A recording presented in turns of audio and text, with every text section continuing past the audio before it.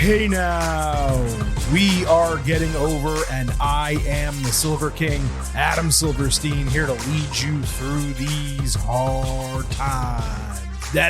With episode 608 of your favorite professional wrestling podcast. That's right, Getting Over is back once again, and it is Thursday, so you know exactly what that means. We are here to break down everything that happened over the last week across NXT and AEW. This week, though, we're giving you a little bonus coverage of two matches from the TNA Against All Odds pay-per-view last week. We're going to throw those in right between our breakdowns of NXT and AEW because it was newsworthy what happened on that show. As you just heard, we have an absolute ton to get to today, and the Silver King, if you can't tell by my voice on its own, is starting to feel better. So allow me to remind you straight off the top that the Getting Over Wrestling podcast is all about Defy. So please head over to Apple Podcasts and Spotify. Leave a 5-star rating on Apple. Take a little extra time. Leave a 5-star written review. If you do, we will read it live right here on the show. Don't forget to follow us on Twitter at Getting Overcast for episode drops, news, analysis, highlights, all of that good stuff. It is also where you can send in questions and comments for the show, again on Twitter at Getting Overcast. And I will also remind you, given the change in their algorithm and everything that they're doing, it's better to retweet than like our stuff. Some of you didn't exactly pick that up from Tuesday. I appreciate everyone liking our tweets and doing all that type of stuff, but the retweet is where the money is for your friends here at Getting Over. So please go ahead and do that if and when you follow us on Twitter. Please also remember, I happen to love the number 5. and I hope you do as well, because for $5 a month or $50 for the entire year, you can become an official Getting Overhead. Just visit buymeacoffee.com/gettingover. Sign up. You will get bonus audio, the fastest 5 minutes in professional wrestling, instant reactions to Raw, NXT Dynamite, and SmackDown, along with exclusive news posts every Friday. Again, that is buymeacoffee.com/gettingover. And one additional reminder for you, Getting Over is now officially on YouTube. You can find us there at Getting Overcast, both on YouTube and YouTube Music. Right now, it is just the audio from the show. We are working on uploading some of our interviews that we've done with WWE superstars and AEW wrestlers. We hope to get some of that on there soon. And going forward, yes, we are looking at how we can incorporate more video into that product. But if you could subscribe to us on YouTube at Getting Overcast, leave some positive comments, view some of the stuff, all of that is great. We need to get, I believe, to 1,000 subscribers in order for us to be able to monetize that page. And certainly that would help greatly with myself, Silver King, and of course, Vintage Chris Manini throwing a little extra coin in our pocket, considering we do these shows ad-free 99.9% of the time. As mentioned, look, a lot to talk about today. We're going to kick off with NXT as we generally do. The TNA bit will come right in the middle, and AEW at the end. We will have timestamps in the episode description. And if you, apparently one of the cool things about YouTube is the description translates over to YouTube with the timestamps. You can literally click on them and it jumps you where you want to go. But as always, if you're listening to this episode, I really, truly hope you are listening to the entire thing. So let's kick it off with NXT. There was a 25-man battle royal. This was to determine the number one contender for Trick Williams' NXT title. This opened the show. It was commercial free with most of the wrestlers in the ring before the bell. Frankie Kazarian from TNA was among them. Javon Evans was the first to enter before Joe Hendry of TNA, his music hit, and the WWE Performance Center went nuts. He got to cut a promo saying he would bring the NXT title back to TNA. Ethan Page was last out. He went face-to-face with Hendry, only for Oro Mensah to attack Page and battle him through the ropes out of the ring. Hendry was immediately ganged up upon. He was the first person eliminated by Kazarian, with fans chanting bullshit. And I kind of agree. Why go through with all of that and just eliminate him right away? There was legitimate interest in him being there. He got a massive pop, and he was gone. That's just such a waste. It's an odd, unnecessary move. And I know you're going to say, Silver King, well, there was more that happened with him, and they're going to use him again. That's all true. But if you're bringing people in at the start of a show and you're giving them a huge pop right off the bat, and then you're going to go to a 20-minute match and he disappears from the screen, that perhaps is not the best idea. So main roster notables in the match were Dragon Lee, Angel, and Humberto, Tyler Bate, and Apollo Crews. Charlie Dempsey accidentally got eliminated by his partners, only for them to get tossed. Lexus King eliminated Berto, so Angel took him out, only to go over himself. Dragon eliminated Nathan Frazier with a great apron spot. Dragon, Bate, Kazarian, Evans, Shawn Spears, and Paige, who we were supposed to forget about. I mean, again, this is a little convoluted. He never came back. So I, at this point, as I'm breaking down the match, thought he was still legal. They were the final 6. Evans eliminated Kaz in really cool fashion with an Irish whip. Spears snuck around and pushed Dragon off the top rope. Evans caught Spears off a springboard and hit a rebound spin kick off the ropes, and then he eliminated him to win. So I assumed Paige getting taken through the middle rope happened before the bell, and I guess therefore he was never officially part of the match because the final bell did ring. And that is not supposed to be the case if anyone is still legal, even if you as a viewer forget about them. So I thought they were going to do the forget about booking, but I guess not. Trick versus Javon headlining a PLE in Toronto is absolutely wild. He's 20 or 21 years old. He's getting a main event on an international show for the NXT title, or so we thought he'd be getting that, at least on his own. There was, of course, more to come. The match was entertaining. Didn't completely agree with all the booking. Again, a little bit confusing with Paige. That's pretty much my wrap-up of the Battle Royal. Now, WWE posted a video of Hendry confronting Shawn Michaels in gorilla position after his elimination. He was angry that HBK put 24 guys against him, and he promised that he can show up anytime, anywhere. Michaels retorted, "I believe." So there was a creative reason to do this. And he is feuding with Kaz in TNA, so there was a reason why Kaz eliminated him. That's going to continue on their television. But still, the dude could have been in the match maybe through the first commercial. The positive is he got mic time, and because charisma is his best overall trait, he got to show that. He's actually not that good of a wrestler. He was visibly emotional, by the way, when he entered. He got a huge pop with everyone singing his song. I doubt he expected it would be that loud. The camera even shook, the one that's stationary on top of commentary, I believe is where it's located. So really good for him. Now, Paige stormed into Ava's office angry about Mensah attacking him, and he got heated with Evans, which led to a match being set for later in the show. Ethan claimed that he was never eliminated, but Ava never admitted that was the case or agreed with him. So it was just kind of like left up in the air in terms of what actually happened. Paige later cut a passionate backstage promo, again calling out Mensah, saying he's not done with him. Now, Javon's number one contendership was not on the line as part of this, but he was obviously wrestling his second match in a single night, which gave us an expectation coming in of how this would go and what would likely happen to the Heatwave match by the time next week comes around. Evans was getting checked out in the training room, selling his ribs later. Trick Williams approached him, putting over Javon for winning the Battle Royal and pulling a Trick Willie, winning twice in one night. Wrestling, I should say, twice in one night.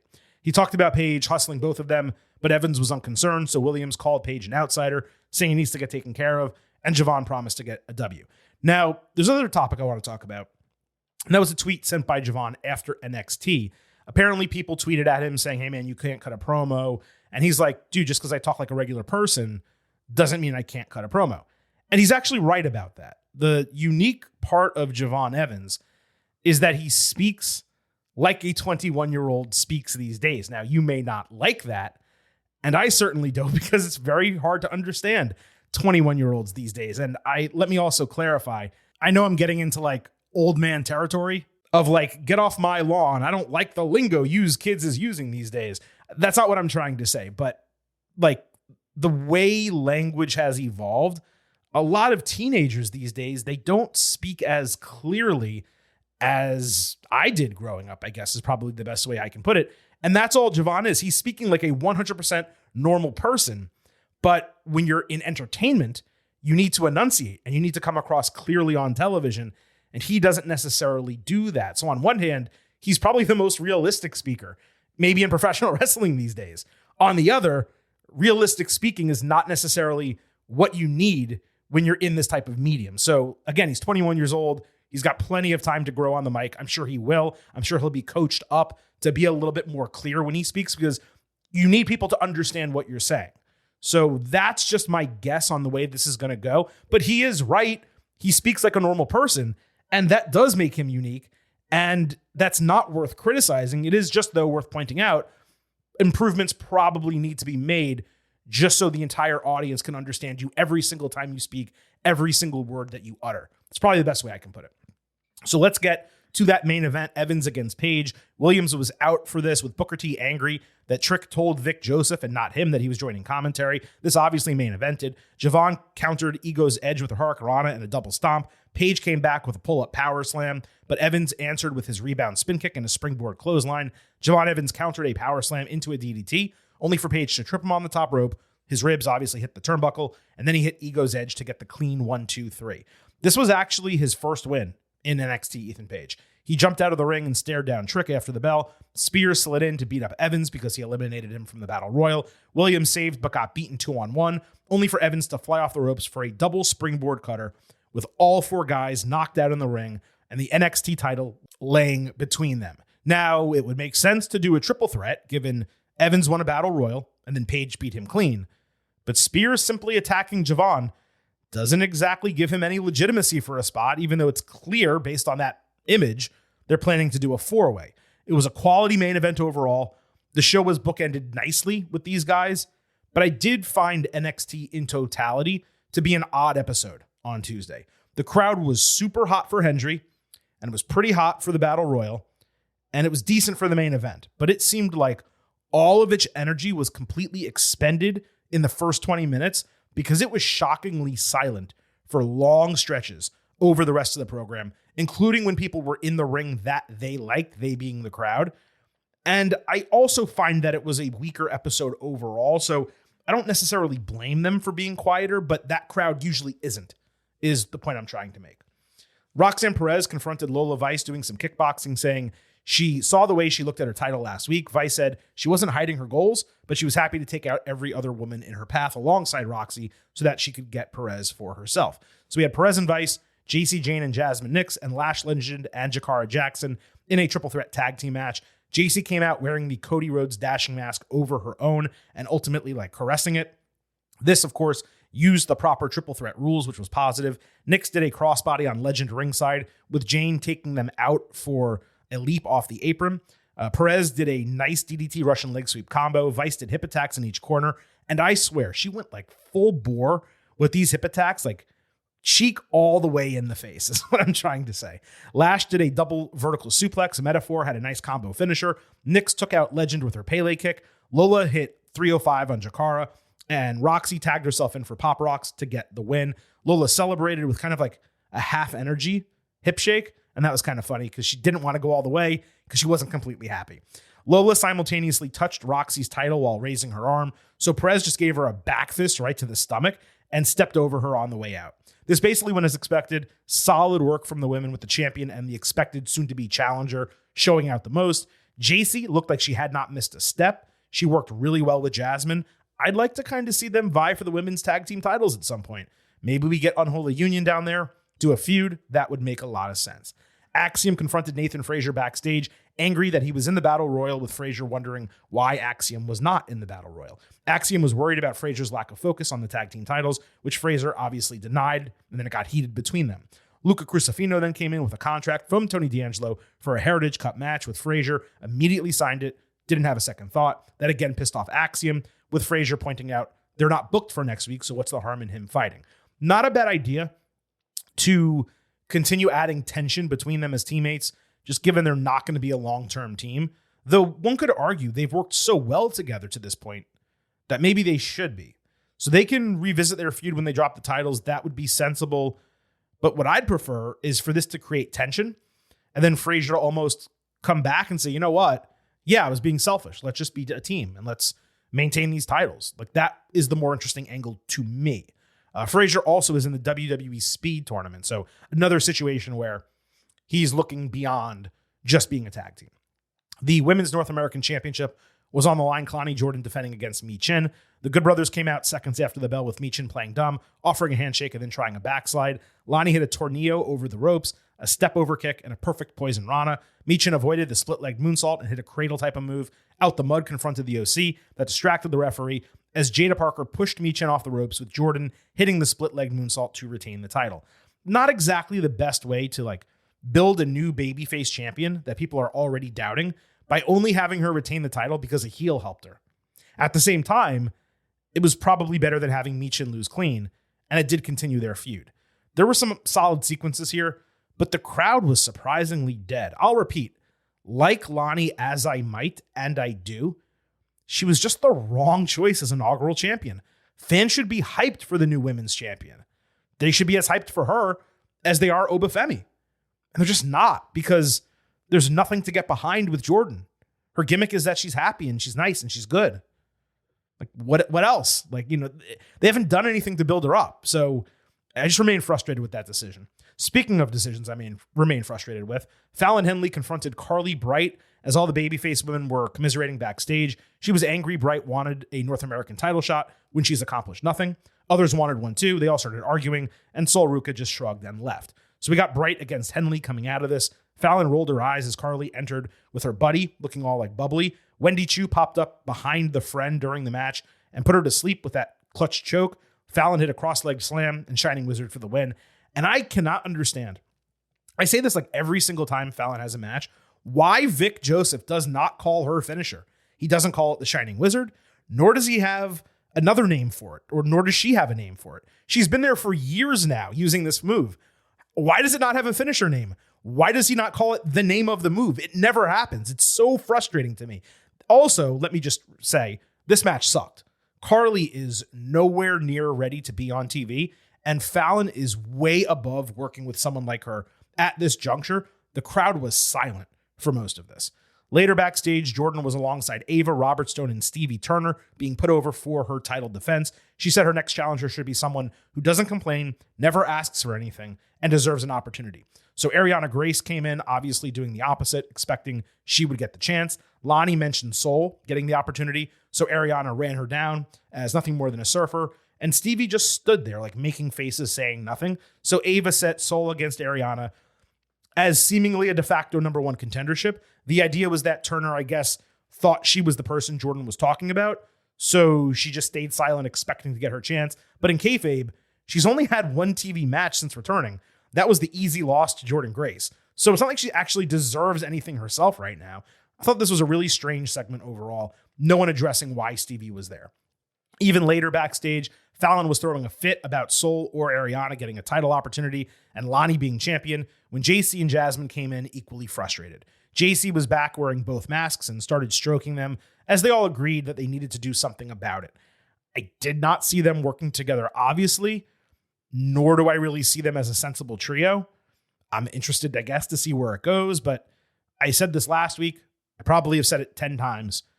It made no sense turning Fallon Henley heel. It makes even less sense now that the entire division of potential challengers for Roxy are pretty much all heels. She should be a babyface, and really she probably should be the person to take the title off Roxy. Now, I know there's another plan, obviously, and that is most likely Julia coming into NXT, having her first match, be for the title against Perez, and beating her for it. I get it, but you had Fallon ready, and all these months they could have been using her in a major role, and they just haven't done it. It's frustrating. Speaking of the men's champion, I mentioned Femi. Oba again put himself over, following through and retaining the title. He repeated that there's no one like him and therefore no one who can take the title from him. So Wesley answered, and as they were going back and forth, something happened in the crowd that led to security popping up and fans getting distracted. Presumably another Brooks Jensen attempt to get on screen. Wes repeated himself. Oba walked away. That angered Wes. He dared Femi to go against him one-on-one because he's a different cat when he's fighting that way. Oba granted him the match, but said it would be his last chance against him as champion. One and done. Wes obviously agreed because he's a babyface. Gallus was later caught by NXT Anonymous with Joe Coffey complaining that Wes got a singles match while he did not. Then Tyreek Igwe and Tyson DuPont got a revenge attack on them to end what was a really short segment. And I guess that's building to like a middling tag team match. There was nothing wrong with the Oba and Wes segment per se, but like most of NXT, it just lacked heat on Tuesday. Wes is really not the strongest promo when he's given like goody two shoes lines and he doesn't really have anything to say, which he didn't here. And while Oba is growing, he's still monotone. He's kind of slow and plodding when he speaks. It's probably something people should be hyped about this match, but it was surprisingly quiet as hell through this segment. And it certainly did not help that NXT distracted its own small audience with something more interesting as these guys were talking. You got to be smarter. and not do like invasions like that during speaking segments. You want to do it at the early portion of a match? Fine. You want to do it between segments? Fine. You do not do it when there's a face-to-face confrontation in the middle of the ring. The guys lose their place, the crowd gets distracted, and it's very tough to get everyone to buy back in. That was not planned out well. Eddie Thorpe cut a promo in the NXT parking lot saying he wants to be more heavily involved in NXT and contending for any title or cup or anything that he can. And in the background, while he was speaking, a cop car had its lights on and someone was being arrested again, presumably Jensen. The only reason for the promo was pretty much to show what was happening in the background. Dempsey and No Quarter Catch crew welcomed Tavian Heights into their area, with Dempsey angry that Miles Bourne didn't inform Heights why he was there. They did another deaf joke. Dempsey put over Heights' impressive amateur wrestling resume, saying he's everything they need. He called it a sit-down. Heights is like, yeah, I'll join. But Dempsey assumed that he was playing hardball, so he put him against Damon Kemp next week with a spot in the crew on the line. Still not as good as this was 2 weeks ago. It's almost too deadpan from a comedy standpoint, but Heights joining makes sense, and he did show some personality. That was positive. Chase U, Sands, Riley Osborne were supporting Ridge Holland despite his battle royal elimination. Duke Hudson was texting the entire time, with the presumption being that it was him talking shit with Osborne. Holland was wearing red tights and wound up putting on a Chase U shirt. Andre Chase said, "That fits you well." Thea Hale got all excited. The Good Brothers came up calling Ridge a nerd, so Thea had to get held back from going berserk on them. Hudson stared them down, and that led to a match. We had Chase U, the Andre Chase, and Duke Hudson team against Good Brothers. This was a fast-paced match from the standpoint that it felt like they tried to fit 8, 9, 10 minutes of stuff into what was ultimately 5 minutes or so. I didn't check the time. Kind of chaotic in that way. Hudson took Carl Anderson off the ropes with a handstand hurricanrana. Hudson then caught Anderson in a roll-up with Holland lending a hand, adding pressure to his back for the win. Duke was in disbelief, confused at the entire deal. It was just kind of tough to really get into this because it happened so fast. And while the storytelling aspect with Chase U, that all worked. Good Brothers going down that easily was kind of ridiculous. Thea was excited about the win backstage, with Holland playing dumb about the match finish and Hudson ultimately doing the same. Duke gave him a side eye when they left, but Ridge just pointed to his Chase U shirt and smiled. Holland revealing himself to be brighter and more capable than initially expected. That's kind of a fun twist, especially with Osborne gone and no one really to act an ass with Hudson and kind of take him down. So now when Osborne returns, it's going to be kind of curious to see what they do. Hank consoled Tank backstage after he lost the Battle Royal and announced that he's been medically cleared to return. They decided to challenge the New Catch Republic to put some competition in front of them and get back on track. The one thing I do enjoy about these guys is they're always actively trying to step up to the plate against big name talent. That's a good gimmick for guys that are baby faces and think they're tough and kind of just want to prove themselves. They haven't won any of them, obviously, but eventually they will. And when they do, that'll be a big deal. Izzy Dame got a similar vignette to the one that Bright got last week or 2 weeks ago. She was showing off her volleyball skills. She said she was picking up the game fast and would soon dominate WWE like she did the courts. Her gimmick slogan now is, "It is what it is." I guess IZ instead of IS. This was fine overall. Kind of corny. Nothing really to write home about.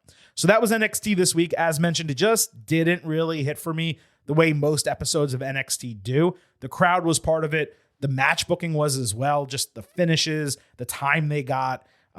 It felt like despite a really high energy start and pretty solid close, the rest of the show, the middle, let's call it 90 minutes of the show, just lacked. And that was disappointing when you sit down and expect one of those 2-hour episodes of NXT that, I don't want to use the term blows you away because it doesn't exactly do that, but it entertains you from start to finish. And I didn't really find that being the case this week. I was more frustrated than anything else watching NXT. And again, that's not normally how it goes. So before we move to AEW, let's quickly talk about TNA Against All Odds. This was a pay-per-view held last week, and there were 2 notable matches that are worth discussing here on the show. The first, the TNA Knockouts title was on the line. Jordan Grace defending against a mystery opponent in an open challenge. Tatum Paxley was the unsurprising opponent, given what happened at NXT Battleground. Some talent that we spoke with before this show told us they expected it to be someone other than Paxley, and they thought the Tatum match was going to happen as a triple threat with Ash by Elegance later down the line. I guess they were either misinformed. I doubt plans changed. That just was not the case. Ash was there. She did watch from the stage. The crowd was certainly hoping for someone bigger because Paxley really did not get that much of a reaction. It's not overly surprising. She's never even challenged, I don't think, for the NXT women's title before. So, now she's facing Jordynne Grace at a TNA show. That's a little odd. Paxley hit under the ring and pulled Grace down into the steel bar. Jordynne came back with Grace under pressure, her Vader bomb, and a nonchalant cover. Tatum also kicked out of a muscle buster. She came back with the lobotomy, an avalanche swinging neckbreaker off the second rope, and a guillotine, which Grace escaped with a lifting jackhammer. Grace then hit a Death Valley driver and the Juggernaut driver for the win. Ash attacked after the bell, but Jordynne made quick work of her and poured her champagne. More proof, as we said before, that Paxley deserves a legitimate main event push in NXT around the title. She has improved immensely in the ring since she re-debuted, and she not only bumped well with Jordynne, but they put on a tremendously entertaining match that was actually the co-main event of this show.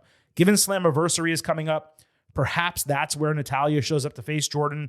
We heard that match was supposed to happen soon. I had not heard about Natalya's status. Maybe she needs to re-sign with WWE before that happens. Not exactly sure. The other match worth talking about, the TNA Championship was on the line. This was the main event. Moose, the champion, defending against broken Matt Hardy in a Broken Rules match.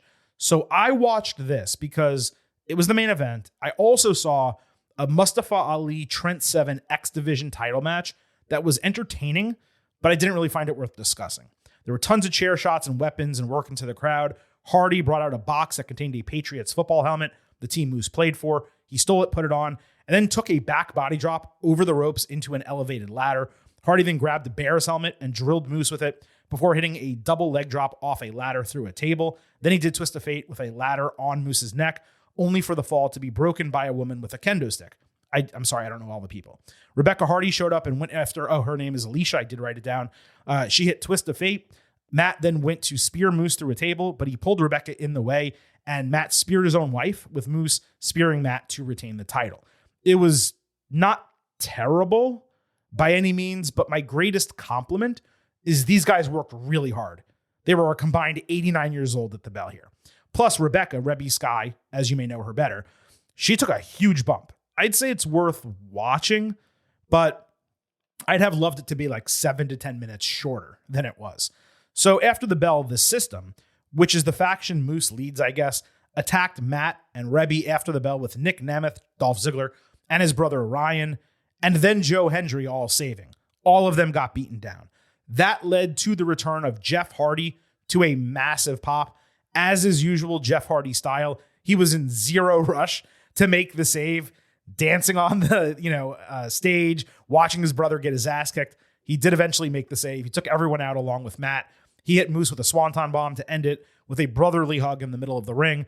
And my question is, if Jeff was there the whole time, then it's obviously odd that he didn't help Matt out at a much earlier juncture. But that's a standard wrestling booking plot hole. There was a big TNA chant, and we randomly saw, get this, put this through your head, Ziggler, Jeff Hardy, Matt Hardy, all together in the ring. And obviously Joe Hendry was there and Ryan was there as well. Quite a group.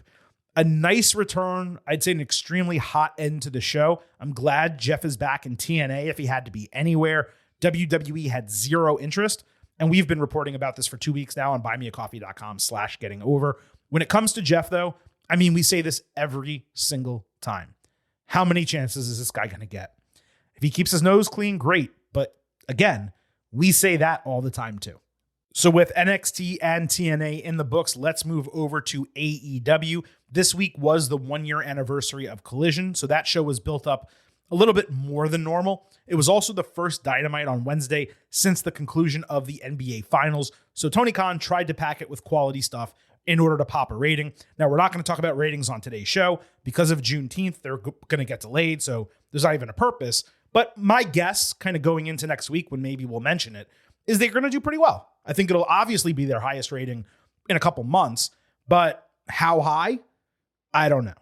Now, unfortunately, none of that build-up for Collision and Dynamite carried over to Rampage, which was literally 5 random matches, including 2 squashes, and 1 match that featured AEW signed talent competing against one another. The rest did not. So 6 of 17 matches this week did have build or storyline development. That's 35%, more than 1/3, technically better than usual, not where we need to be. However, if you dig a little bit deeper, half of those 6, 3 of 6, were tournament matches. Now, they still count, obviously, because tournaments are storylines, but they're kind of asterisked a little bit, you know? It's tough to kind of say that's an improvement. What was an improvement was Dynamite on its own. Extremely entertaining show from start to finish, probably among the 3 or 4 best AEW episodes of anything this year. So again, we're going to go Dynamite, Collision, Rampage, mix it all up based on storyline, and break down everything that happened across 5 hours of AEW TV this week. On Dynamite, Swerve Strickland and Will Ospreay did a face-to-face. Ospreay put himself over for holding 3 titles on 3 continents simultaneously at one point, saying he's the best in the world today. Swerve put himself over for rapping and wrestling. He also suggested Ospreay will use the Don Callis family like he did against Kenny Omega. Ospreay retorted, quote, "I don't need Don Callis. I don't need the family. I can do this by myself." That kind of told us all we needed to know about the finish of this match at Forbidden Door. Ospreay bragged about beating Kazuchika Okada, Shingo Takagi, and Chris Jericho, saying he had a hit list while Swerve had a hit row. Ooh, WWE reference, but I will say it was a good line. Ospreay also said Swerve should be thankful that he stopped using Tiger Driver 91. Swerve said he has no friends and threatened to break Ospreay's extremities, leaving him with nothing, while Swerve could just continue being an entertainer and a mogul. Okay. Swerve said Ospreay needs to be willing to sacrifice his wife and son to get to his level, making it personal, pissed off Will. Then Prince Nana butted in, saying they need to save all of this for the match. Ospreay tried to walk out, saying my house, but Swerve cut his music off, saying he wants to make it personal. And he said, send regards to your family. That led Ospreay back into the ring. They went face to face, and ultimately nothing happened. Now, like 90% of this, maybe even 92% of this, was absolute nails. Swerve bringing up also being a rapper is completely irrelevant to the match or anything Ospreay cares about. So it twice diverted like the point he was making and the heat that was being generated by the confrontation. But everything was perfect other than that. Some have criticized AEW for putting a non-Forbidden Door match as the main event of Forbidden Door, but those people are kind of forgetting AEW needs to sell this to their fans. And the rest of the card, frankly, it's boring. Now, I'm not saying the matches aren't going to be great. They will be. Many of them will be great. But they're mostly matches to have matches. This actually matters, and that's what you need to sell pay-per-views. Now, referencing the Calix situation was okay on its own. What was frustrating to me was further telegraphing it by immediately cutting to them watching backstage, Trent Beretta saying they were being disrespected. Callis said it would all be fine. Kyle Fletcher did not seem to agree. So what's going to happen is either Fletcher or Beretta or all of them interfere and either fail to help Ospreay when they try, or meaning they accidentally cost him the match, or they purposefully cost him the match. It kind of takes some of the wind out of the sails of it all. But again, the match, when we get to it, is still going to be awesome at Forbidden Door. On Rampage, Cage of Agony beat 3 jobbers in less than 3 minutes, lifting a guy by his extremities and dropping him. At least give these dudes like a devastating finisher if I have to watch them every week. On Collision, Hechicero beat Dalton Castle in 4 minutes with an excellent lifted knee and leg scissors driver, which was an awesome move. Gates of Agony was ringside with him. Why? Because they did have a segment last week where Hechicero walked up to them. Now he's with them. They destroyed Castle after the bell. Why? Because. Then Daniel Garcia and Matt Menard made the save. Why? All right, you get the point.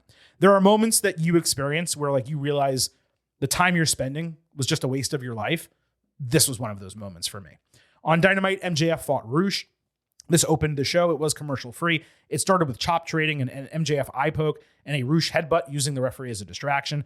Not how I'd start, just given the aforementioned circumstances. It's commercial free. It's the beginning of the show. You're trying to maintain as many people as possible. Doing a slow start to a match isn't necessarily the best way to do that. MJF played possum with a knee and hit a pile driver. Roosh did a cross-armed version and a Superman punch, then threw MJF into a barricade 3 times. He also whipped and choked him with a cord of some kind. The referee didn't give a shit. MJF avoided bull's horns into a chair with a drop toe hold, but took a toss suplex off the apron ringside. He countered bull's horns again with a lariat inside, and then he hit Heatseeker and a brainbuster just for extra emphasis to get the 1-2-3. Cage of Agony randomly gave him a sarcastic ovation on the big screen, telling us the EVPs have decided that Hechicero will be MJF's opponent at Forbidden Door. Now, this match unquestionably was a banger. Given the talent and athleticism of both guys, I was a bit disappointed that it dragged with a slow pace, but AEW was purposefully trying to stretch it for ratings because, again, it was commercial free. Roosh got more than enough offense to look good coming out of it despite the defeat. MJF sold his ass off for him. While it's not like AEW has ever protected Roosh before, this finish goes to show how it's simply unnecessary to always do the knockout type of finishes and all that bullshit. Roosh lost to MJF. He's not hurt whatsoever by it. And Roosh looked really good during the match. I went 3.75 stars and a B+.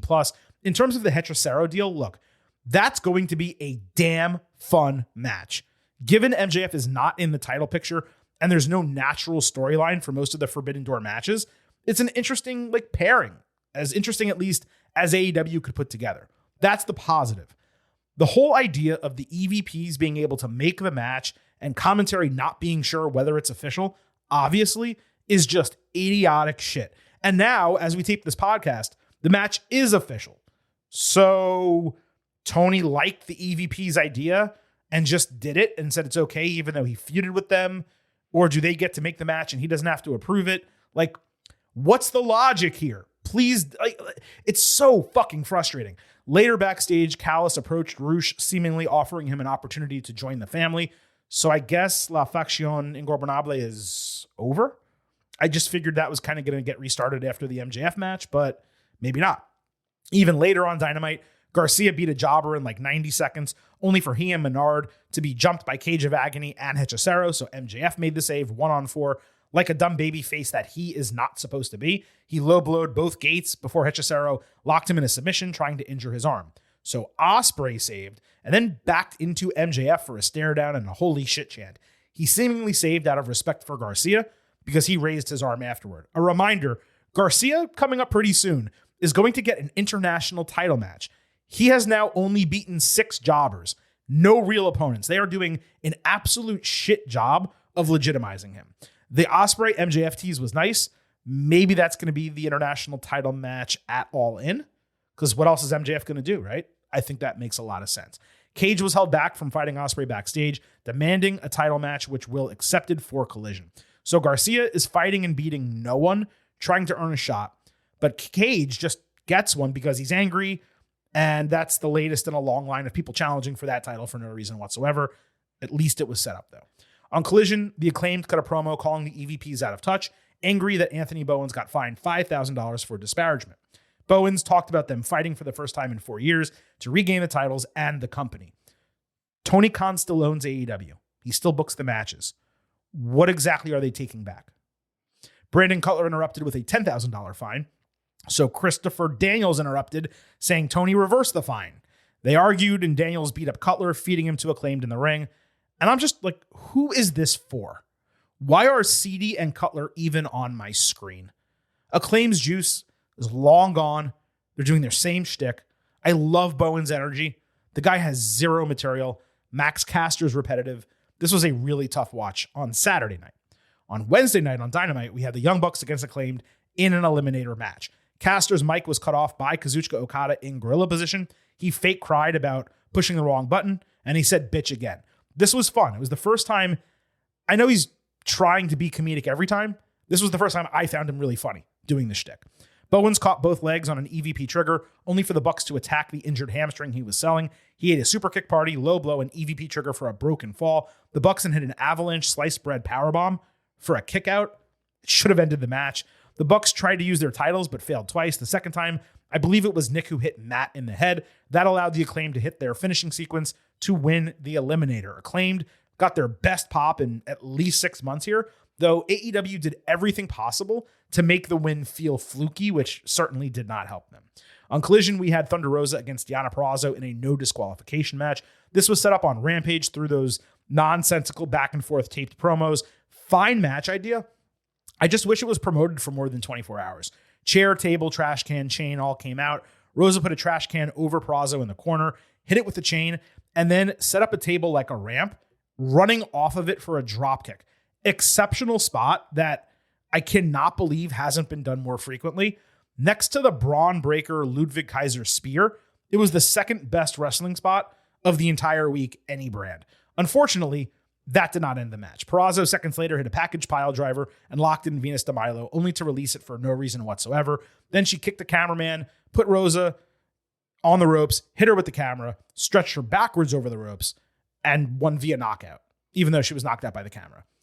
The finish was shitty, okay? Now, trying to figure out why Deonna is still being built up instead of Thunder when she already failed in her immediate title challenge, I can't tell you. I suppose it's to be a heel who eventually goes against Mercedes Moné, who is somehow a face despite acting like a heel and comparing herself to Rosa Parks. That's really the only explanation I can come up with. On Rampage, Harley Cameron was backstage without Saraya, thumbing her nose at the concept of declaring for the Owen. Then she basically said Saraya was going to be in the tournament. Really dumb promo concept. I like that Harley actually has personality and can speak well, but you got to give her some material. On Collision, Hikaru Shida declared for the Owen via video package. I'm glad she's in the tournament. It's ridiculous that we have not seen her on AEW television since January, and she has not been on a show other than Rampage since November 2023. What a waste of major talent. On Rampage, Toni Storm beat Alex Windsor in 8 minutes. Windsor, of course, is Will Ospreay's, I want to say girlfriend, maybe fiance. Windsor pushed Mariah May into Storm early, and Toni won with Storm Zero in sudden fashion. The contract signing was on Dynamite, with Mariah hosting, saying she loves both of them. Mina Shirakawa said Storm was a legend in Stardom and a star in AEW, but got soft, so she'd take her title and her girl. Toni said her line and then signed the contract. Mina then told Mariah she needs to choose. Saraya and Harley randomly entered. Anna Jay randomly pulled Mina out of the ring. Then Toni saved Mariah from being put through a table by hitting all 3 women with her shoe. Then she went to hip attack Saraya, only Saraya got moved and Toni went through the table. This was a terrible contract signing, followed by a convoluted as hell segment utilizing zero logic, likely only to set up a 6-woman tag team match for an episode of Collision or something. So, do I give credit for storyline when that match happens, even if it's dumb as shit? I guess I do. This was massively disappointing as the main women's angle on the show. On Rampage, Pac beat Jay Lethal in about 12 minutes for the main event. Sanjay Dutt distracted during a first Black Arrow attempt, so he won with Brutalizer as a submission. It was okay. On Collision, Bang Bang Gang fought House of Black. Backstage before the match, they told the new trios teams that they need to get in line, which was nonsensical because they challenged House of Black to this match for no reason whatsoever. And it's a non-title match, by the way. This was the main event. Buddy Matthews appeared to seriously injure his knee during it and did not return. Pac came down to distract late in the match. That allowed Malachi Black to hit the end and get the win. Now, what was odd here is that Tony Schiavone immediately exclaimed, House of Black earned a shot at the trios titles. Except this was not an eliminator match. So what exactly is the point of named eliminator matches if non-eliminator matches against champions result in the same outcome? AEW has so many different logic problems. It is truly maddening to me as a viewer. That's besides the fact that Pac and Malachi hate each other in kayfabe, yet Pac helped the house win here. Now, I'm going to be fair because their rivalry was really 2 years ago, so I can get past that. Time heals all wounds, and they both hate the same group, so okay. Then, after the bell here, the patriarchy shows up on screen saying the house isn't a trio anymore, and the camera pans down to show that Buddy was laid out from a concerto. So you had a heel versus heel match for no reason, and then other heels taking out a heel for no reason. Now, if the knee injury was real, which it sure looked real, then there was no need to further write off Buddy. And doing it improv was odd. If it wasn't real, and this was planned, then the idea, I suppose, is Pac filling in, except he's already in a trio with Death Triangle. So that's odd as well. These are things I can't explain. On Dynamite, AEW released the brackets for the Owen. The men on one side have Claudio Castagnoli against Pac, with the winner facing either Bryan Danielson or Shingo Takagi. Excellent. The other side had Rey Fenix against Jay White. Awesome. Against Jeff effin Jarrett and a wild card. Now, it's only an 8-man tournament. The field is stacked. So you may ask, why the hell is Double J in it? Now, the reason given by commentary, which was completely legitimate, is that Jeff was a close friend of Owens. And while I think that's a really nice move by AEW, It would work for me if it was a 16-man field or if there were play-in matches for a couple spots. But for an 8-man world title number 1 contendership tournament, Jeff just does not belong in there. I mean, simple. Commentary also made the wild card sound as if it's going to be someone from outside the company, which is interesting because Shingo is outside the company and was announced for the tournament. So it makes me think it's actually going to be the opposite. Probably just Hangman Page or something like that. For me, if it's Hangman, then it could set up for him to win and fight Swerve at All In. If it's not Hangman, then Danielson has to be the favorite. The women's bracket had Willow Nightingale against Serena Deeb. They faced the winner of Nyla Rose and Chris Statlander. The other side was Deonna Purrazzo against Hikaru Shida and Mariah May against Saraya. Perfect bracket for the women, albeit predictable, but that's okay for the first round. And yes, I understand May is fighting Saraya. That didn't necessarily give logic to the other segment, her going after Mina Shirakawa. This sets up for Mariah to win the women's bracket, at least as far as I'm concerned. Mariah, Tony, at All In.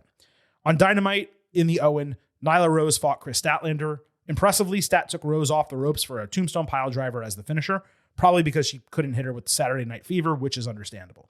Predictable result, but the right result. It would be nice for Nyla to get more consistent TV time as opposed to the non-contracted talent that AEW uses. Stokely Hathaway talked shit to Willow after the bell, so she popped on the big screen saying there will be no more running from her in the second round. Good stuff as usual from Willow. Also on Dynamite, we had another Owen match for the men, Claudio against Pac. Clasinoli before the match cut a weird taped promo basically saying that they should have a good match on behalf of wrestling. Bryan Danielson was on commentary for it. My YouTube TV recording did cut off. By the way, if anyone ever wants a referral code for YouTube TV, please hit us up at Getting Overcast on Twitter. But I was able to watch wrestling and finish the match, luckily, Thursday morning. Pac hit a tornado DDT outside and a springboard elbow drop inside. Claudio avoided Black Arrow and hit a European uppercut. He added a sharpshooter later, moving into a crossface. Commentary told us this was one of the best Dynamites ever. They ultimately exchanged about 8 pinning combinations, with Pac winning via crucifix. Extremely entertaining match. Great TV main event. I went 3.75 stars, B+ for it as well. Technically better and more exciting than the opening match, but that one was much more impactful than this was. On Collision, Blackpool Combat Club beat Rocky Romero, Leo Rush, and TMDK in 13 minutes. You may wonder, Silver King, why did this match happen? And why were those 4 guys teaming together? You can ask me that 10,000 times, Cole. I'm never going to have an answer for you. Claudio acted weird and unserious throughout the match, almost like he was being La Parka or something. He did the swing, and then what was supposed to be a toss caught into a Death Rider, but Jon Moxley missed, and he hit a regular one and got the win. Moxley cut a brief promo saying he would take out Tetsuya Naito at Forbidden Door, conclude his career, and literally end his life. Naito has really done nothing wrong to Mox, at least not enough to get murdered as a result of a wrestling feud. Christian Cage opened the show on Collision with a backstage promo putting over his TNT title run and AEW for being, you guessed it, where the best wrestle. Stop trying to make fetch happen. It's not going to happen. There was a Father's Day ceremony for him later with the patriarchy. Cage said it was the anniversary of Buddy Wayne's death, but it was the best thing that ever happened to Nick because it let Christian step in as his father. Nick gave him a basic card while Luchasaurus did an entire painting of Christian. Christian loved the card. He dissed the painting.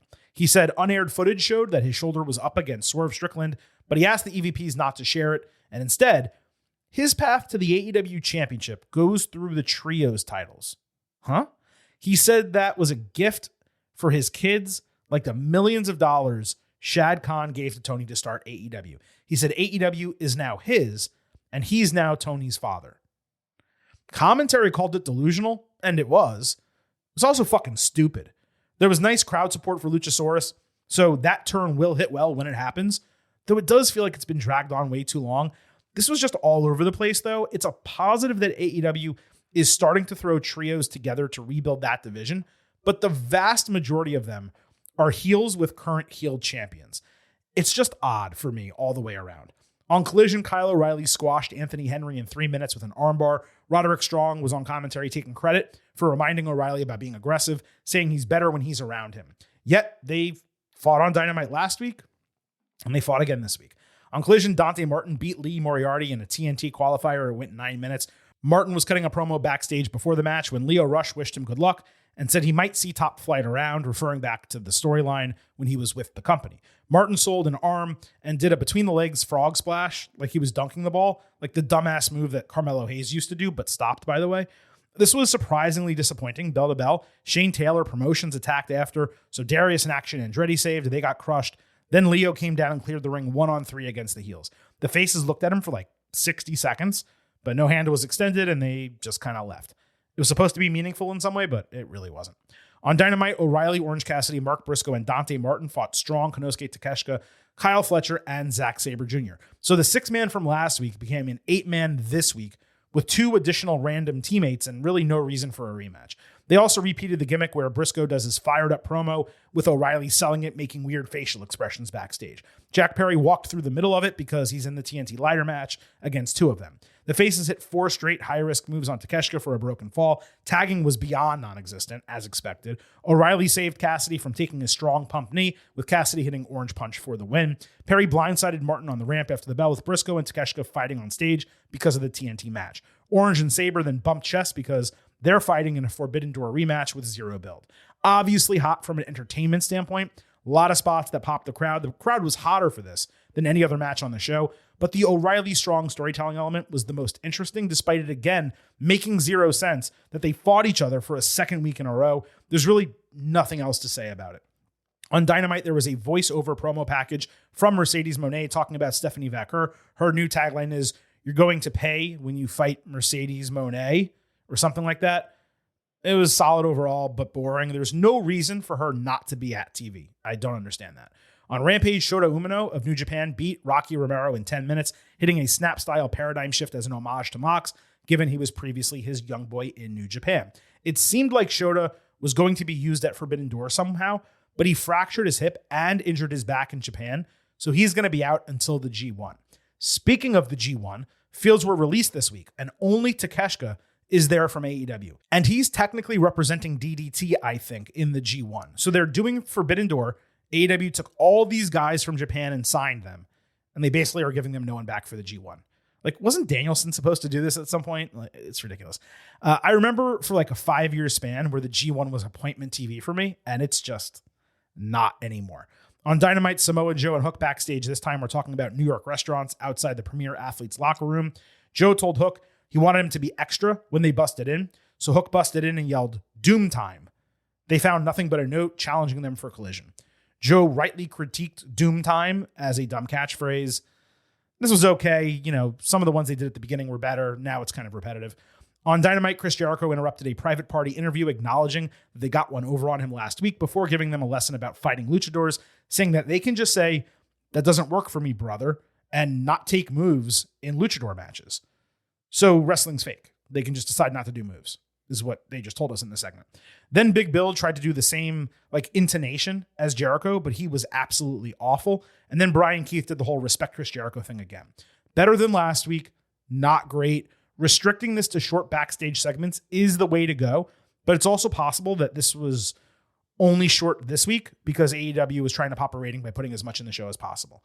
And lastly, on Rampage, Satnam Singh squashed a jobber in 20 seconds. So now he has 2 singles win over jobbers, which probably means he's due for an international title match or something like that. Obviously being sarcastic, but what's the point of doing this? That's what I'm trying to get to. So that wraps up AEW this week. Eventful episode of Dynamite. The build to Forbidden Door is better this year, I want to say, than it's ever been in the prior incarnations of it. And that's a huge positive. And again, the main event is what matters the most. Swerve and Ospreay. I do like the MJF and Hechicero booking. Like I said, I'm just really struggling to get excited for the rest of the card. And again, most of it's going to be completely predictable just by virtue of the type of show that it is. But again, Forbidden Door usually, from an in-ring standpoint, is the second or third best AEW show of the year. So they're building it. Since the build is better and we know they're going to deliver on pay-per-view, that is setting up nicely, is pretty much what I'm trying to say. And that wraps up this edition of the Getting Over Wrestling podcast. We had a huge WWE show for you this Tuesday we've done hundreds of WWE shows here on the podcast. Got a lot of really positive feedback for Tuesday's show, I guess because of how comprehensive it was, how many clips we used, things like that. If you haven't listened to it for one reason or another, make sure you go back and do so. Please also remember to subscribe to us on YouTube at Getting Overcast, even if you don't use YouTube, even if you're not going to listen to the show on YouTube, that's all fine. Please subscribe to the channel at Getting Overcast. On the way out, allow me to hit you with some reminders. First, that the Getting Over Wrestling podcast is all about Defy. So head over to Apple Podcasts and Spotify, leave a 5-star rating on Apple. Take a little extra time, leave a 5-star written review. If you do, we will read it live right here on the show. Don't forget to follow us on Twitter at Getting Overcast for episode drops, news, analysis, highlights, all of that good stuff. It's also where you can send in questions and comments for the show, and we will do our best to read them on air. Please also remember, I happen to love the number 5. and I hope you do as well. For $5 a month or $50 for the entire year, you can become an official Getting Overhead. Just visit buymeacoffee.com/gettingover. Sign up. You'll get bonus audio, instant reactions to Raw, NXT Dynamite, and SmackDown every week, along with exclusive news posts on Friday. Again, buymeacoffee.com/gettingover. Thank you all so much for listening to this edition of the Getting Over Wrestling podcast. Vintage Chris Vanini will be back for our WWE episode next Tuesday. But at this point, it is time for the Silver King to sign off and leave you with just 3 final words. Bye for now.